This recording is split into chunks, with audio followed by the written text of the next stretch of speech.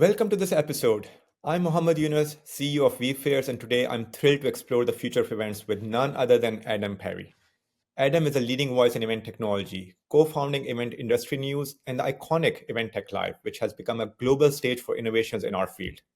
With over a decade of experience, Adam has positioned himself as one of the industry's most respected voice in event technology. Our conversation today will dive into AI's role in shaping events brand of the future, where we'll uncover how artificial intelligence is not only reshaping the way we organize events, but also influencing how events brand evolve in a crowded market. Adam's insight from Event Tech Live and his extensive work with Event Technology Awards will help us understand how organizers can leverage AI to build sustainable, engaging brands and deliver memorable experience. Let's get started. Adam, you have become such a prominent figure in the event technology space with Event Industry News and Event Tech Live. Can you tell us a bit more about your journey? How did you first get into events industry and what led you to focus on event technology? Yeah, sure. Well, the events industry in general, I fell into it. It wasn't a career path. It wasn't even really what I would class as a visible sector to me. Yes, I went to events myself and all that kind of stuff, but I never thought about it as a career path now. My first foray into the events industry was working with a B2B publication, but they just purely focused on festivals and outdoor events. And what struck me at the time, I was very young, very, very young, a lot younger than I am now. What struck me at the time was that industry itself, B2B published, really hadn't evolved much. It was clear to see, they would still printing 10,000 magazines and sending it to a mailing list that they had. And companies were advertising in those publications, hoping that their message resonated with whoever received it, hoping they actually read it, and business would turn out from that. And that really struck me as a really old and antiquated way of doing marketing. So at the time, me and my now co-founder, who actually was my manager at the time, presented the idea, not a revolutionary idea now, but at the time it was kind of on the border of what was being done in terms of new models, was to take the existing website for the publication, start to post news up there so it gives somebody a reason to go, expand the audience and drive some more revenue through digital advertising. And in a long story short, that company just really didn't like that idea. So I left in a huff and had a friend who was a web developer, helped me put a publication together, which is now Event Industry News. And I started doing this in my spare time. It was just, I had immediately a passion for the events industry. I knew it was an industry I wanted to work in for a long time. And I just found myself writing content, speaking to people, doing things around another job I had at the time in a totally different sector. It was what they now call the side hustle, right? It was my side hustle at the time. And actually, I had a employer that was aware or kind of found out that I'd got this digital publication, and ultimately gave me a very nice and friendly ultimatum, which was either spend that time working for us, or maybe you should go and do that full time, because he thought it was a distraction, which, he might have been right at the time. I didn't see it that way when I was much younger, but very much so. He was probably right.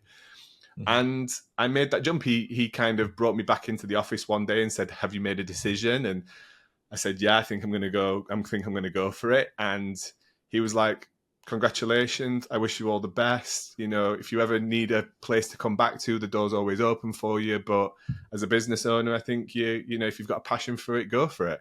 So we kind of launched this publication and grew and grew and grew. And what brought us around to technology was really just a passion again for technology. Always been super interested in the bleeding edge of what technology is doing for us, not just from a business perspective, but from a societal perspective, like how we're evolving as humans in terms of the way that we integrate with technology and use technology. And I always class myself as quite an early or first adopter of stuff. Like I literally would probably be in line to have a neural link like implanted into my brain if that was allowed already. And I started writing on Event Industry News about technology.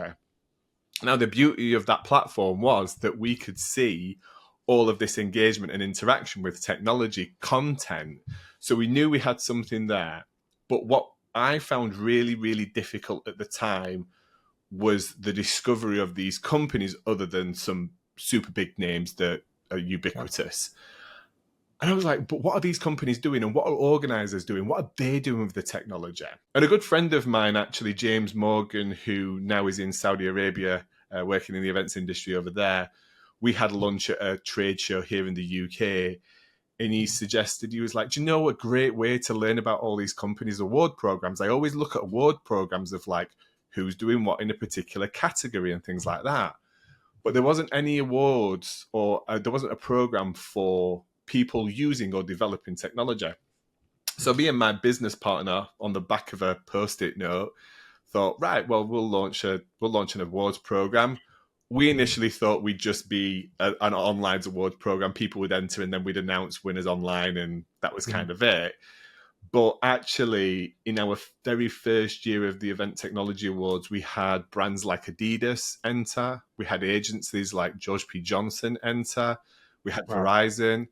We had Barclaycard and things like that. So there was this real like immediate interest, I think, from the industry in themselves getting recognition for being technologically minded and using technology to develop events. And we decided to host the ceremony as a physical event. And what presented an opportunity at the time was to use that event during the day to organize some very, very laser focused content on this subject matter. So we went out there and worked really hard to bring a couple of different speakers and minds together.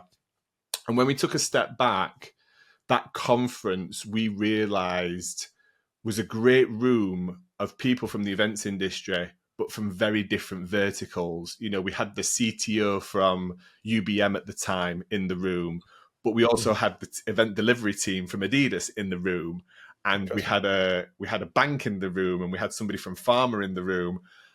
And we were like, you don't generally see this at industry shows. You've either got association events or conference organizer events or trade show organizer events. You don't generally see a lot of people in the same room. So that was that moment that we realized that this topic resonated with the entire industry, and we felt that there was something more there. Yeah.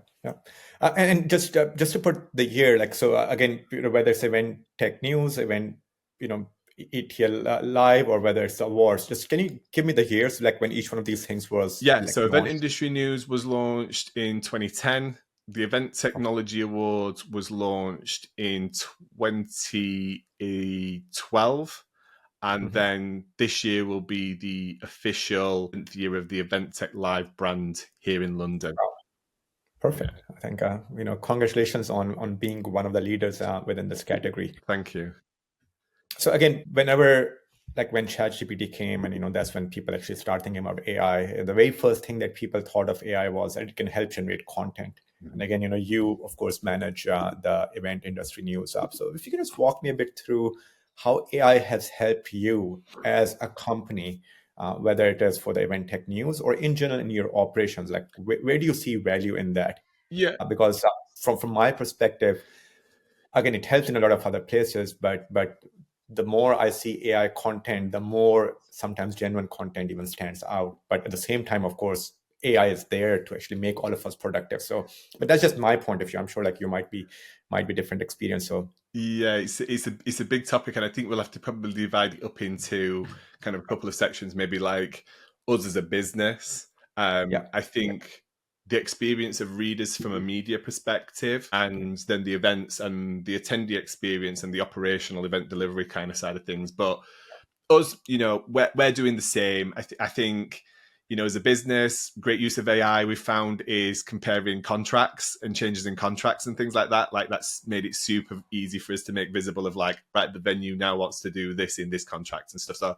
that's speeding up the process, automations and kind of those processes, interaction with our own content. One of the great things I've been able to use or very much speed up time is quizzing databases around information and data, so we can get a really good, clear picture on kind of like who we've got in the room from a registration process, who we're missing, that kind of stuff. So very much a data analysis and analytics. I think it's helping the sales team with things like we use Fathom to kind of have conversations around that, and then using their tools to kind of really make clear what the objective was for a supplier, what they want out of an event, what they want out of a media campaign and things like that, and then help us to craft those things.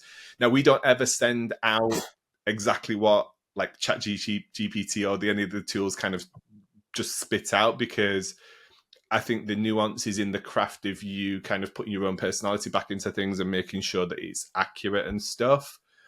From an event industry perspective, it is actually causing us a bit of a challenge. Now, and this is in two areas, and it's both in submissions of awards and submissions of content for the show. And there's two challenges. One challenge is, well, judges not just glazing over, seeing the same kind of terminology and stuff like that over and over again in awards. You know, people don't realize that what they think is a really strong entry actually looks very, very similar to a lot of other people's entries now. So they're actually doing themselves a little bit of a disservice there, just kind of going with that. And I think from a session point of view, there's two challenges.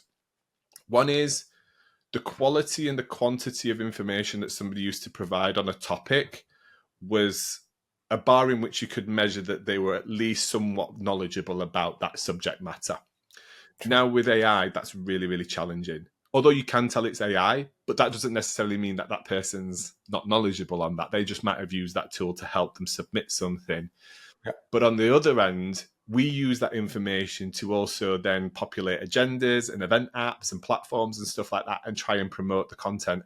And I think people are becoming quite savvy to see that that content's AI. So you have these phrases and terms and things that crop up constantly with AI content. So that's a challenge, because now that's actually creating a little bit more work for our team in kind of finessing those so that there is some differentiation and some personality and stuff like that. And it doesn't just like look like verbatim over and over and over again, especially when you have Event Tech Live, for example, and we've got numerous topics around AI itself. And then all of a sudden they all like just start homogenizing into this one kind of like thing. And it's, so that's a challenge as well. So as much as it's good, I think it's throwing some curveballs at the moment that we're still trying to figure out as an industry. Yeah. No, I agree. I think, see, any conference that we attend nowadays, specifically within the SaaS world, I'll come back to the event tech in particular, but within the SaaS conferences, 80% of all the topics are AI. Yeah. Like somehow they're all AI linked. Yeah. Which brings back to let's come to the event just tech in general. As an event organizer, and again, you of course organize your own conference. As an attendee of one of these events, how can AI help you? So again, I know that I'm coming to Event Tech Live, and a lot of people would be coming. Like, just what's your wish list of where AI can be within the entire event planning journey or event setup journey, where you feel that it can really help and add value even right now with the tools that we have available right now? There's always a future, but with the things that you have seen already, where does it make a big difference? Yeah. So I'm already starting to see companies and platforms really think about the way that an attendee interfaces with their platform. Very much actually going down and thinking about that experience of, yes, we have these traditional navigation kind of layouts and things like that, because there's going to be a lot of people that are used to that and don't want to change, and that's absolutely fine. But there's much more going down the route, and I think this is also looking at kind of like either the sector that they're working with, or even possibly the generation that they're working with, of very much going down the text ChatGPT prompt interface. Because I think people, I mean, Google has been ubiquitous for such a long time now. People are used to going, here is some information, give me results, right? And then going deeper into that. And I think that's actually what a lot of people want. That's a really intuitive way for people to discover through the event platform or app what sessions are there, related content, other information, prompt them to say, hey, you've asked about this. Maybe the next step for you is A, B, or C. And I think, the speed in which people can get information often is the thing that gets over the hurdle of somebody saying, this technology is rubbish, it doesn't work. And that's not, it doesn't work. That's their own frustration of them not being able to find the information quickly in a concise way that they want. So I think that's interesting. And also then making that platform personalized to them. So we put people into buckets of intent at VentTech Live. Some people are very much coming with the intent of just focusing on the exhibitors, looking at the technology. They're there to shop, right? They are there just to shop. Others you might put into the bucket of knowledge and education. They are there predominantly to inform themselves, to feed that information back to attendees and things like that. And then I won't go on and on and on with all these buckets that we've got, but then you have like the networker bucket, right? Yeah. They are at the industry show because it is an industry show and they know that their network and their people are there. So it's an opportune time for them to meet and speak to people and things like that they know. Yeah. That experience in terms of what that technology and that platform really is for that person is three different things. One should just have the content and agenda at the forefront. One should just have the networking technologies at the forefront. And the other should just have anything that's around lead generation, sales, meetings, bookings, that kind of things, demos, that kind of stuff.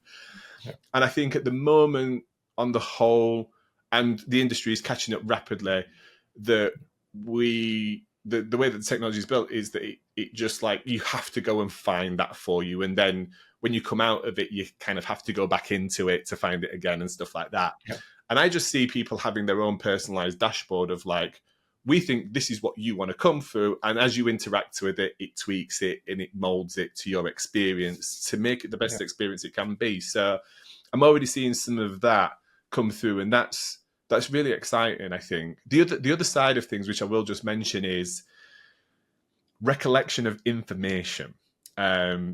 This is something, Younas, that I've talked about quite a lot extensively over the last sort of 2 years or so. And we go to events to generate leads, to generate business, to generate an extension of network or to grow our networks or to gain knowledge.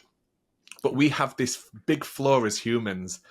And although we think we've got a great memory, we haven't. We actually haven't got a great memory. There is a thing called the forgetting curve, which 5 days after you've maybe attended an event, a session, a meeting, something like that, unless you take substantial steps, you actually forget about 80% of that information that you first absorbed, which when you think about what people go to events for is a real big problem, because that means that 80% less of the educational content is going back to the business that sent that person to go. Maybe 80% of the opportunities in terms of data and intent and kind of context around a business meeting is lost. I also think for events, it's probably actually compounded by the fact that we also have things like travel. Some people indulge in alcohol. You know, there's other things, late nights, early mornings, that all affect our cognitive kind of capabilities. So I think it's probably actually less for events than 20%.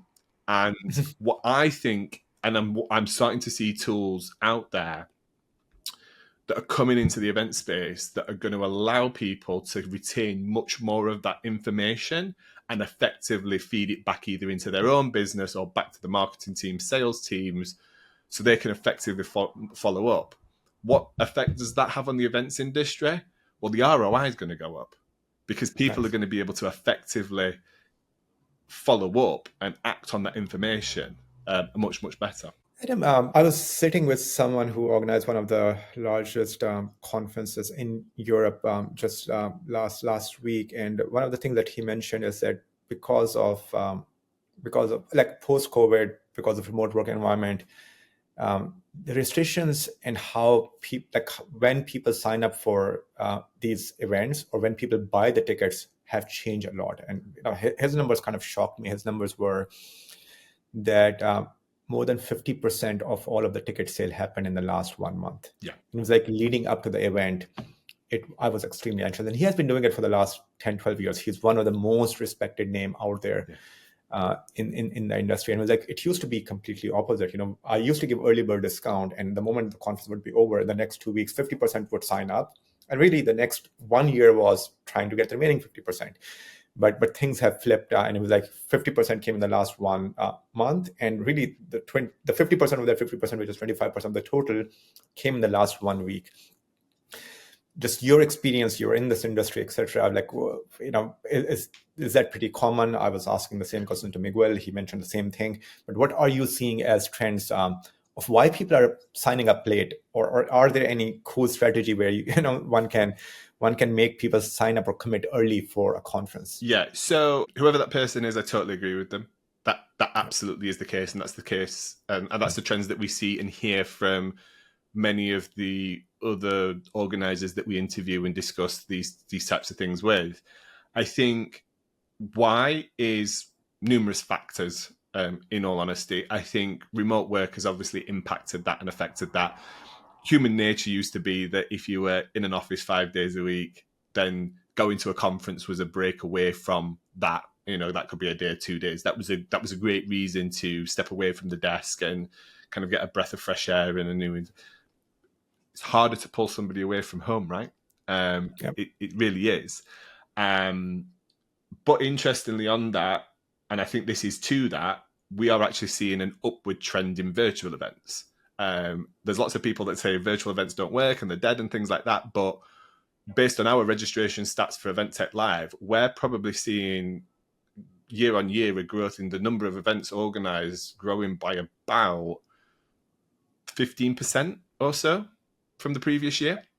So I think people are looking for, still interested in content and ways to attend events, but they're not necessarily looking to attend physically, or people are organizing, maybe even transitioning physical events to virtual.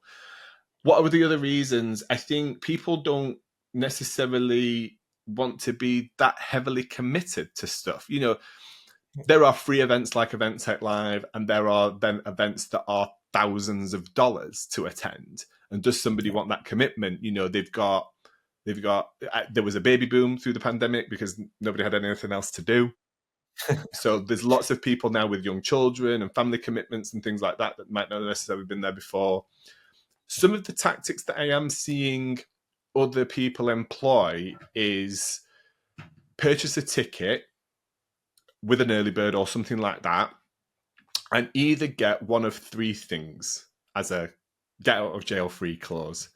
One is a refund up to a certain date with no questions asked. That's a great thing to say. So, all right, I can take advantage of the early bird now, and then I know 7 days out from the event, if my plans change, I can get a refund. Fantastic. So that brings that early commitment forward, because there is that there's a break clause in that contract. Another way to do that some other organizers is doing is like, if you can't come, then we will push your ticket to the following year. So that means that they've got advanced bookings for that year and they're not necessarily losing revenue. Or to that point, a transfer scheme, so they can transfer it to somebody else in their organization that can go.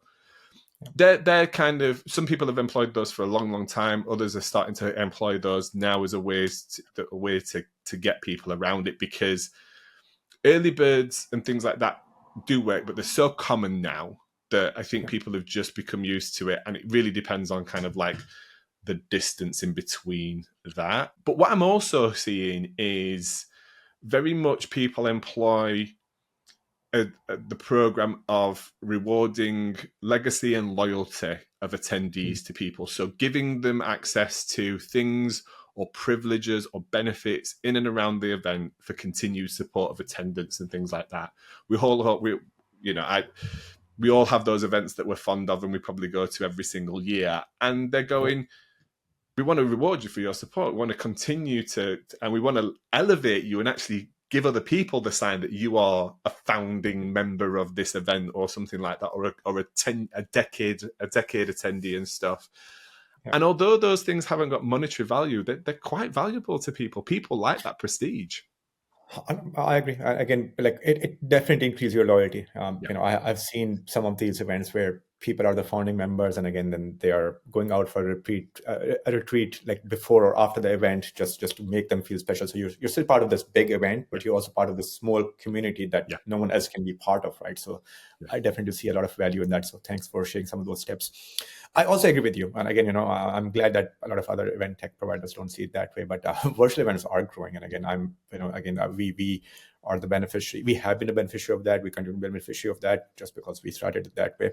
But again, I also agree that, in-person and virtual events, given that both of them are growing, one is just better than the other for some people to attend, depending on where they are. With AI, specifically in the last few months, or let's say maybe even a year, I see that when people meet with each other in person, that even has now more value than before AI, because then you see that this thing is genuine. So just with the rise of AI, where do you see events are going to go over the next couple of years? Because in many cases, a lot of these problems can be solved with AI. So does that make you go to less events because you don't need that knowledge? You just mentioned, AI has just bring the knowledge par of everyone pretty much at the same par, because with ChatGPT, we all have this.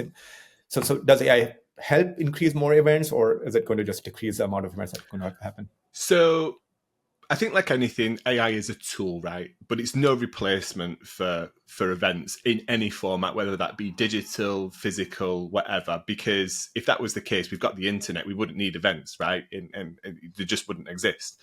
But there's something, I would almost say, like on a cellular level, about people connecting in some way, right? Whether that be, like I say, digitally through FaceTime, on a webinar, around an event, around a community, physically. What was interesting to me, I'll give you an example of this. I recently, for the first time, visited HubSpot's Inbound in Boston this year. I always like to get to an event that's not industry related, just to experience it, see how they're approaching things, see what their communities and their attendees are experiencing and how they approach things. Everybody in that room, bar one organization, was talking about all of their new AI functionality. And ultimately that's for marketing, right? Like this is for like outbound marketing, lead generation, lead conversion, cold calling, prospecting, databases, all this kind of stuff. But they were all there physically. They were all there at an event to talk to other people that were also at that event, which to me was kind of like this dichotomy of like, but if all of this technology is so good, which it is, it's fantastic, it's great, why are they at an event? Surely they don't need an event, right? There's something different and magical about people connecting. And what it is for me is, in a world of AI automated email sequencing and digital adverts and outbound and AI sales agents and all these certain things, people still really value seeing the whites of somebody else's eyes and having an authentic conversation. And that's what events bring. And that can happen digitally or physically. People are, and this is the same for media, everybody can be a content creator these days.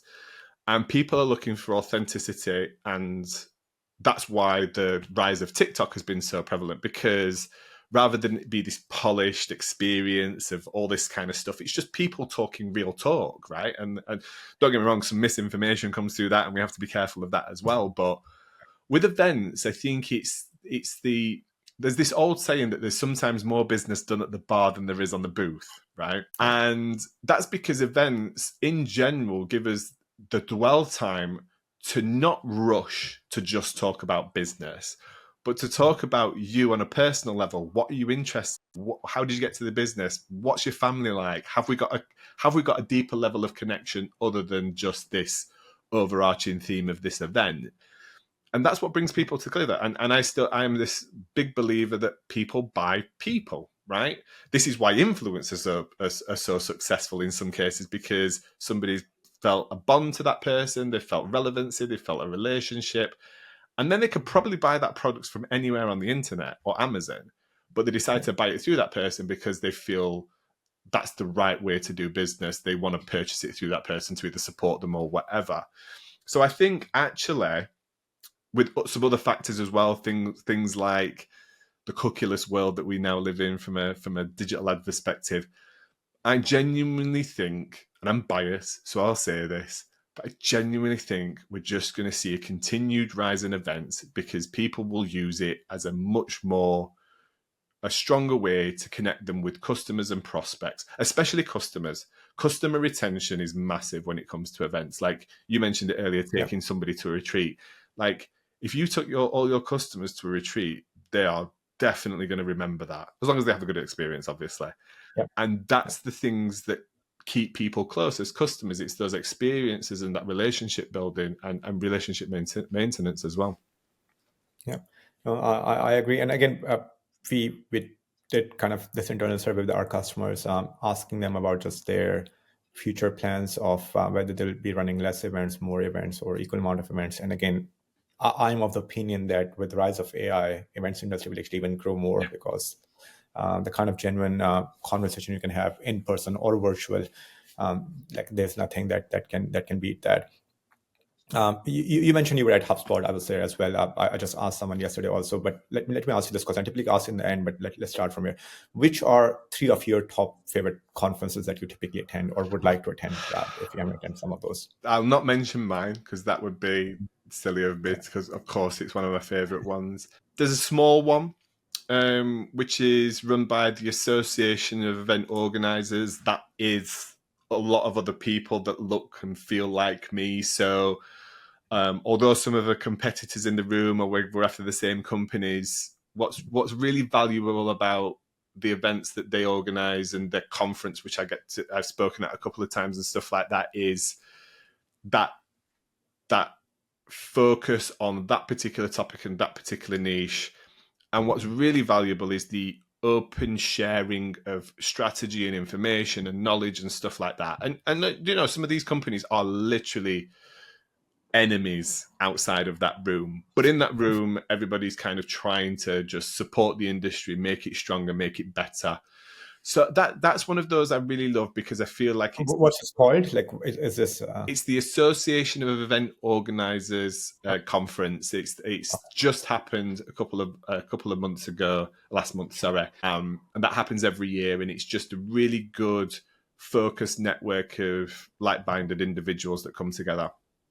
Another one that I like is Web Summit.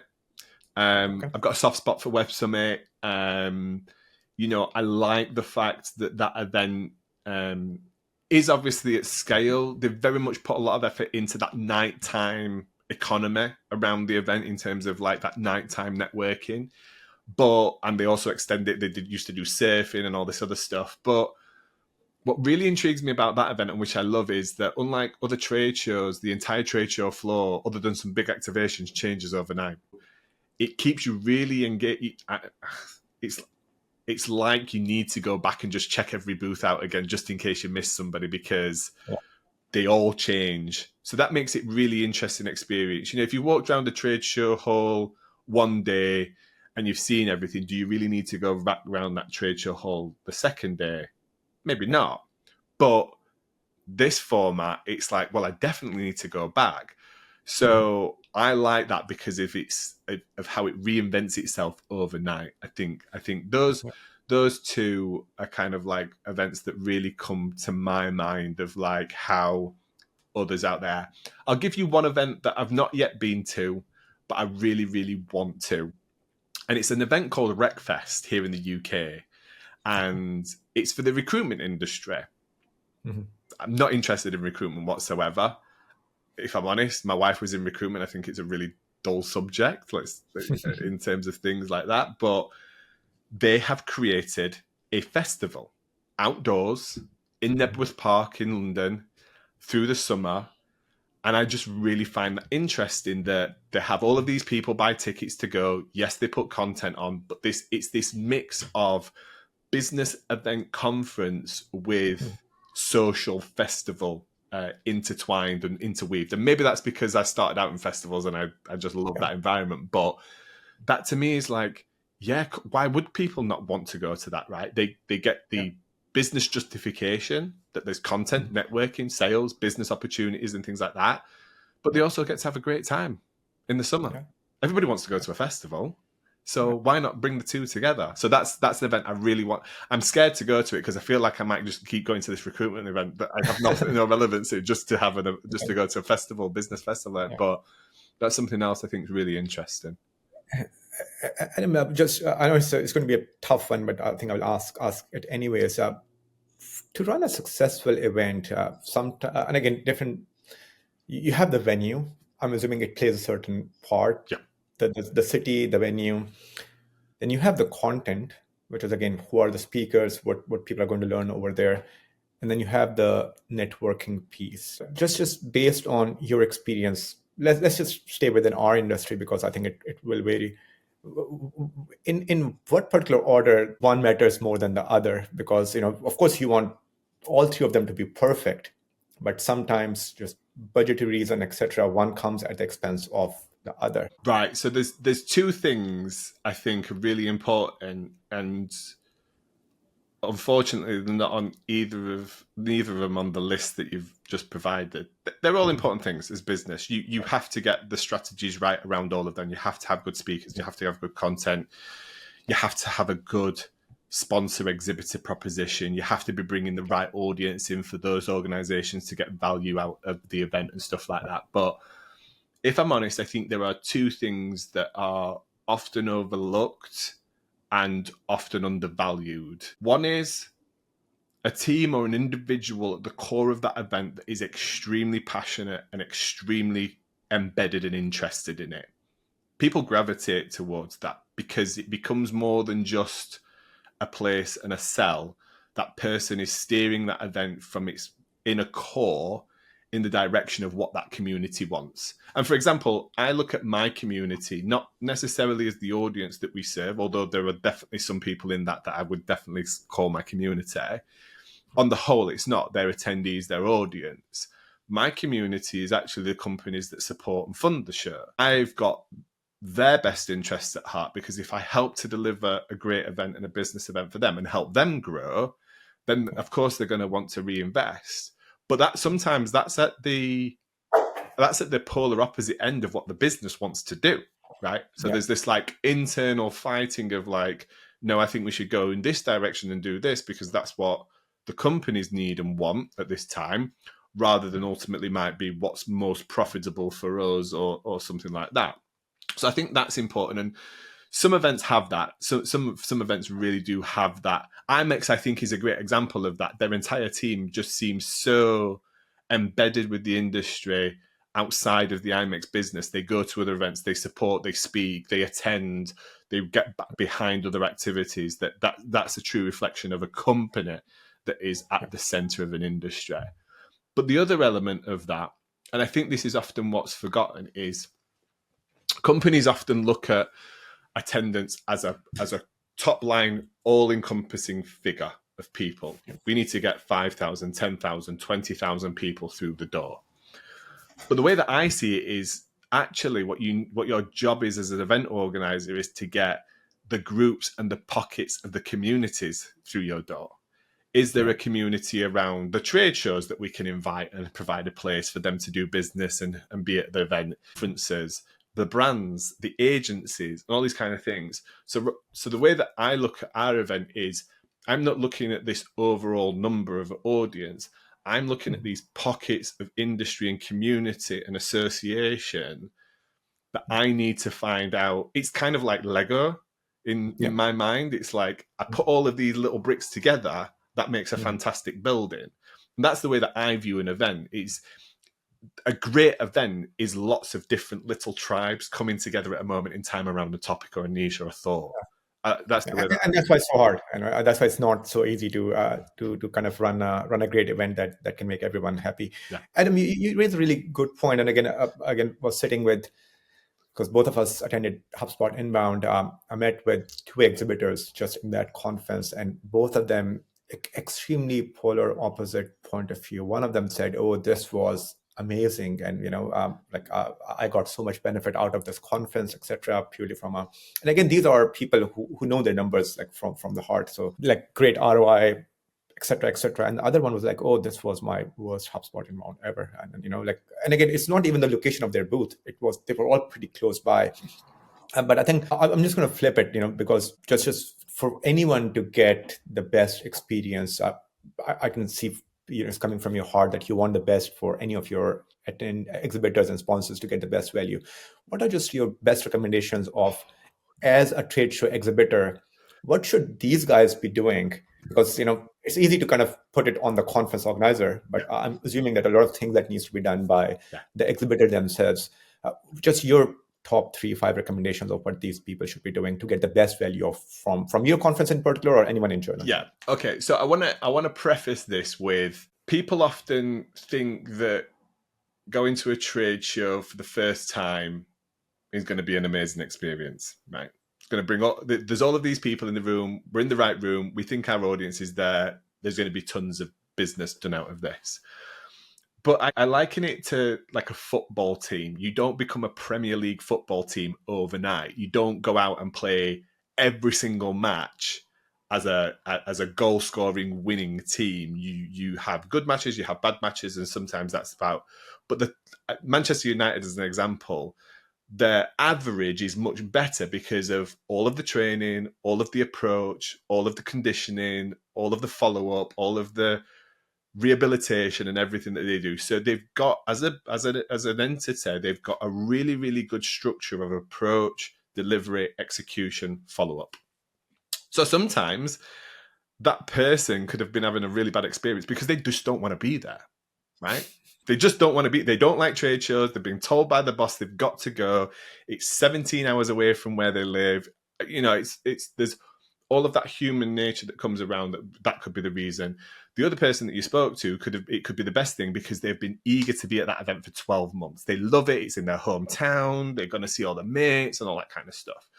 So there's all of that kind of stuff. But I think first and foremost, the thing that people often miss is they book a location for the stand and then they forget about it and they don't talk to the organizer for 6 months, right?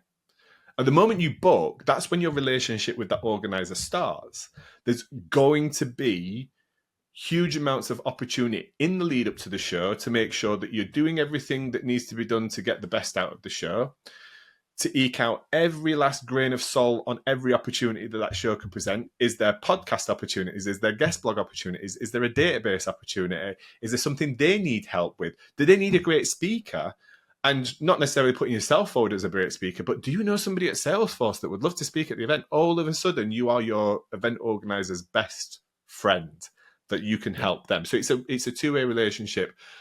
We have it on Event Tech Live. We have companies that book a stand 12 months out, and we almost don't hear from them again. And it's not because we're not trying to contact them and speak to them, but it's like, oh, that's months and months away. I'll come back to that. And then, you know, I've even got exhibitors waking up now saying, oh yeah, we've got this show next month. Let's do something about it. You guys are much more experienced, by the way. You approach shows in a really proactive way. So, you know, lots of people just book it, don't engage, and leave it till last minute, and don't think about how that relationship with that organizer is a more longer term thing. Like, they want you to get the best out of the show because they want you to rebook. Like, that's the simple thing. I think sometimes as well, this kind of comes into the strategy at the show, not having enough people because you need to play tag. Like, sometimes people will need to go off for lunch. Trade shows are hard, right? Like, working a trade show for 8 hours solidly for 2-3 days, hard work. It's not easy. So is there enough people on the stand so there's as much energy at the end of day 3 as there is at day 1? Because people notice that when they're walking around the show. If your team are tired, not looking very happy, not looking like they're on fire, then that could be the reason that person doesn't engage with you. And I remember a story, actually, it's just from our exhibitor masterclass this last week. And we had an organizer come in and speak about their show, who is now one of our exhibitors, funnily enough. And she said that she worked on a helicopter show. I mean, I didn't even know a helicopter show existed, but she worked on a helicopter show. And in the last 30 minutes, one exhibitor who was just keeping proactive, keeping really active, sold a $10 million helicopter in the last 30 minutes on that show. Wow. And he came to her and said, I would never have believed you before that last 30 minutes that if we just kept the energy up, if we kept here, because lots of people wanted to leave early and they wanted to go and all that kind of stuff. I would have never believed you that the $10 million deal would land in the last 30 minutes. So I think that's something. It's like, what is your strategy? Have you got enough people in place? What's the objective and all that kind of stuff? And then ultimately it is about post-show strategy, post-show follow-up. And I think often people, the naive, sometimes come in and think that people are going to sign checks on the show floor, right? I wish that was the case. That's just the start, isn't it? Right? You've done this for a long Like, time. You know the that opposite reason happen. You won't go and you won't sign the check. So why do you expect others to do that same with you? exactly right. Yeah, it's not a supermarket. We're not just pulling things off the shelf and we go pay for it. Yeah. So I think sometimes people often have too higher expectations. They have these big grand ideas because they've not actually thought about it. I mean, I think there's an industry statistic that you can have, probably one person can have like 12 to 15 really good, solid conversations a day with people. Yeah. So if you want to walk away with 100 leads, you need to kind of like factor that out in terms of your calculations. Don't get me wrong, there's lots of other ways to generate leads on booths and other lead generation opportunities and things like that. But that's one thing. And I think they expect the conversion to come too quickly. I mean, I've even been on databases of people just immediately going, can we schedule a time for us to book you in or do a demo or sign you up? No, I'm not even on the plane. Like I think people need to think about the value that they're bringing to that prospect after the show. I really like to see campaigns which says, fantastic to meet you. Thank you very much. Here are my details. Another email 3 days later, just out of interest, Adam. I've just got something that I thought you might be interested in. Here's a case study or a white paper or a piece of news or something that I think is relevant to you. Be good to see you in a thing. 3 days later, what did you think to that news?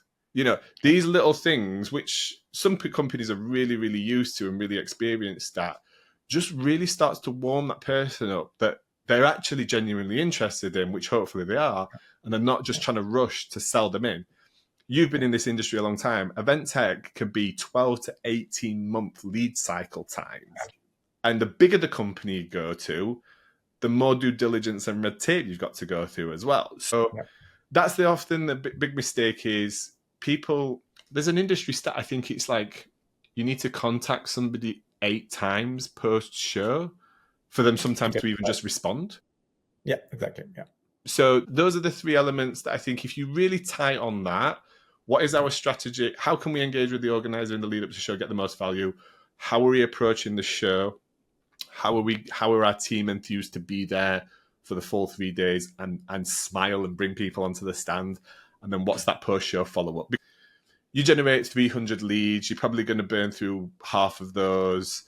20% of that's going to turn into conversations. 10% is going to turn into business kind of thing. I'm just throwing arbitrary numbers out there. But having a really solid post-show follow-up. And sometimes as well, just I've blabbed on a little bit now, but one event is not necessarily the event that you will convert that person from. You know, you might need to be at IMEX, at ETL, at Confex, at something else, and you'll see the same person at all of the events. So which one do you attribute the lead to? True. Is it the first one, or is it the second one where you actually got into a bigger, deeper conversation, or is it the third one where they said, yeah, book the demo? I think that's the thing is, you know, I want people to have a successful show at every event. I don't just want Event Tech Live to be the best event. I want people to have success at every event. But yeah, I think just having those thoughts in mind about like what are the expectations as well. And based on your experience, just your take on swags within the booth, like that's always a big one. What should we do, and how can we stand out, etc. Are they even important? Are they not important? They could be. So just your best practices on that. They can be very unimportant. Am I going to rush up to a stand because they've got pens on the counter and take a pen because I desperately need a pen, or I want no offense, I don't know if vFairs have got pens, but like, do I want the vFair pen? Like, no, not really. Not unless I'd like literally have been speaking to somebody, I need to give them their phone number or something like that, and I'm desperate for a pen. I got some really, really cool swag recently for the first time in a long, long time. I don't need a water bottle. I've got them coming out of my ears. I don't need pens. I don't need rulers. Things for my children, that's interesting. Yeah. And you can actually gamify that. I'll give you an example of this before I move on to the previous one. I went to an event and they had these really cute little Highland stuffed animals. Really, really nice, premium kind of thing. Something that would cost maybe 30, 40 pounds here in the UK. And they weren't just giving these away. They weren't just willy-nilly giving them away because they're quite expensive. Yeah. But what they did was they offered you the opportunity to win one. And it was a very simple spin of the wheel, and it was like the clacker, and it landed on something. The interesting dichotomy with this one was that, yes, you could win the prize, but if you landed on a booby one, you had to do the forfeit. And they had somebody there filming it. Wow. So I think one was like sing a song, one was do a dance. It was all kind of like on the edge of like funny but slightly embarrassing kind of stuff. And they were like very clear, like, if you do this, you have to do the forfeit. And what that it drew a every time somebody walked up to that thing, it drew a crowd. So I thought that was very clever. They got lots of visibility, very, very fun activity. Everybody was funny. There's some pictures of me just in shock that I actually won one and didn't have to do a forfeit. But what that branded thing is still up in that branded cow is still up in my son's bedroom. Nice. So I've got that brand there, that brand affinity with me. I'll never forget that company.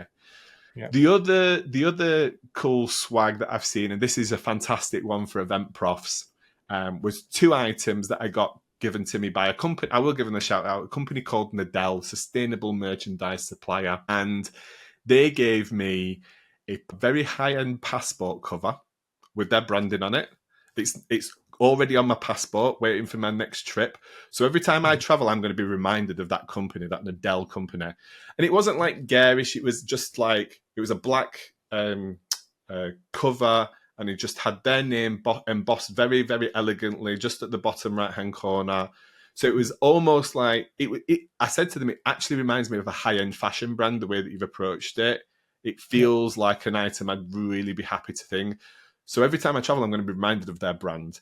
The other element that they did give to that was a luggage tag. Now, a really good quality luggage tag, again, embossed, and it's very colourful, so you can very easily distinguish it. So every time I'm going to be traveling to an event or a holiday or something, I'm going to be reminded of their brand. That's useful. That's sticky. That's really good. These are brilliant suggestions, and I think I have a lot of notes from my marketing team now. Adam, it was great talking to you. Again, I just want to make sure that everyone knows how to follow you, where to kind of learn more updates about Event Tech Live, Event Tech News, etc. So if you just want to let the audience know. Sure. So I'm on LinkedIn as adam.parry.